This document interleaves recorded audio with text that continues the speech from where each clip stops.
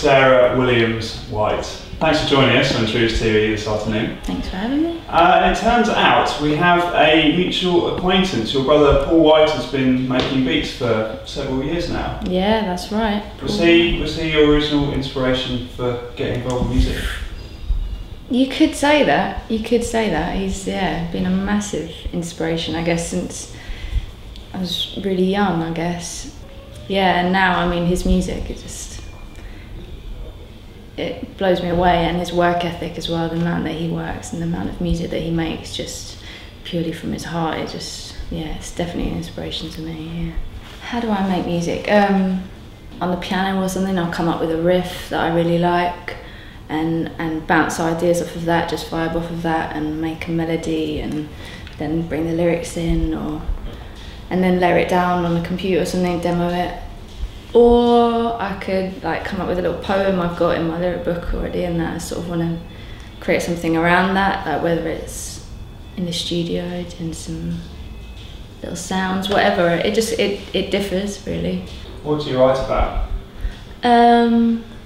Stuff that's mainly stuff that's happened to me, or if not, kind of stuff that I can understand and turn it into something that I feel about. So your lyrics will basically hinge on personal experience? Yeah, I probably shouldn't say that in case, I write something like proper embarrassing song, like, and I try and give it the sort of he said this, she said that, third person thing, and then you'll know it's all about me.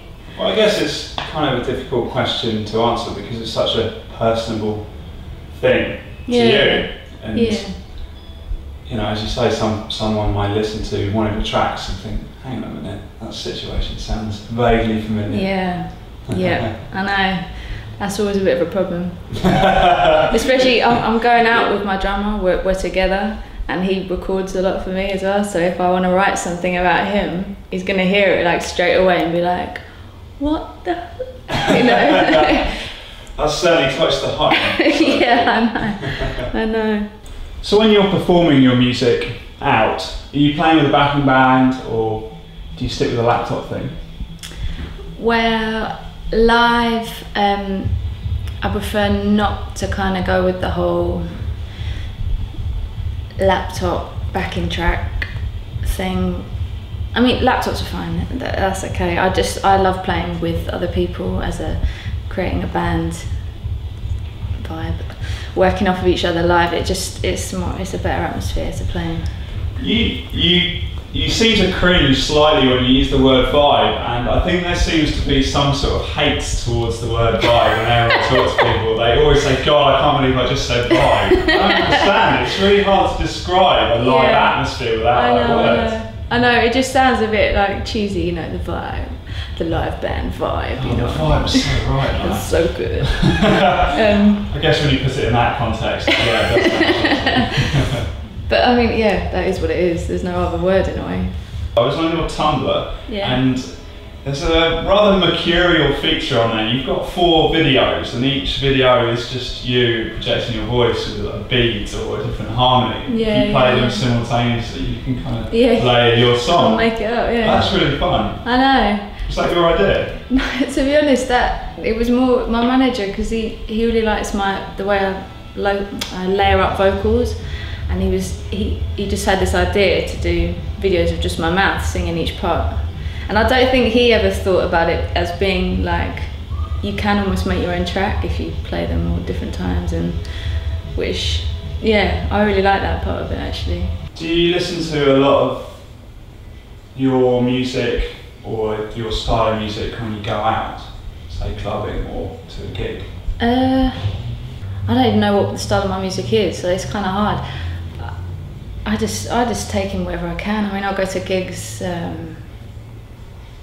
go to like the Barbican with my dad or something and go and see some, and I've seen like Hugh Masekela with my dad, like those kind of, it's completely different really to what I do.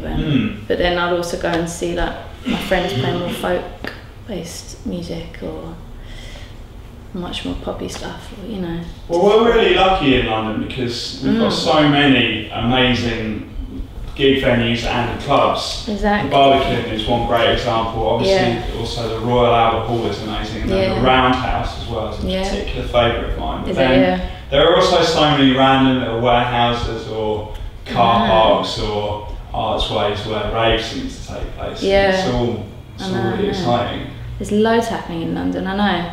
Sometimes, because I'm, you know, I've always lived in London. I was born in London, so I'm a London girl. And sometimes you just kind of think, oh, like, just sick of all the people everywhere, and you just want to get away and see the country and be with nature.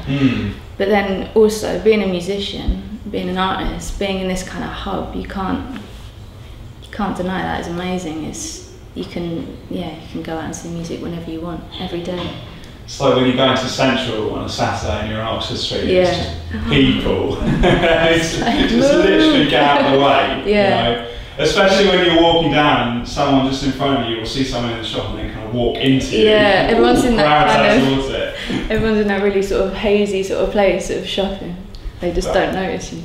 But having said that, I interviewed a producer duo yesterday called Flight Facilities, who are from Australia, and they were talking about all of these different UK-based artists that they were really exciting about. And it's just amazing how the UK music scene has such scope. It's massive, isn't it? And it just seems to keep growing. The amount of amazing music that's coming out of the UK, it's great. Would you like to travel with your music? I'd love to. Yeah? I'd absolutely love to, if I could. Just kick back while that phone's ringing. Where would you like to go in particular? Do you know what? I think there's so many places, but I'd love to get around to more of Europe and really see some more places. I'd love to go to like Italy and just Italy. Anywhere. Have you been to Italy before? I have. I went to like Venice, and it was with my mum. And I think the thing about Venice is it's beautiful, but it's a bit surreal, and it's not really Italy. Well, it is Italy, but it's not traditional. It's not traditional. It's kind of more of a tourist place. Well, I can certainly recommend the East Coast down near Florence. There's a little town called Via Reggio, which is by the sea. It's got this enormous long beach and these rolling hills in the background. It's beautiful. Oh, nice. And France, actually. I'd like to go to Paris and check out the music scene there more. I'd love to do that. It seems like a lot of good music comes out of there as well. French hip hop is utterly bizarre. I know what you mean. Yeah, exactly. It's got its own little tinge on it. It's quite, I know what you mean. So you've just had a double single out. What projects are you working on next? I've got another couple of tracks that finished. Actually, they're not mastered, saying that. Still need to get them mastered, and I'm going to put them out in a remix again. And I'm just, at the moment, I'm just writing. I'm just carrying on writing and in my studio mainly by myself at the moment, getting some ideas together and sort of seeing where it all takes me, really. Get together some more music, some more body of work, and Well, Sarah, I really can't wait to hear more of your music, and it's been lovely chatting with you. Thank you. It's been great.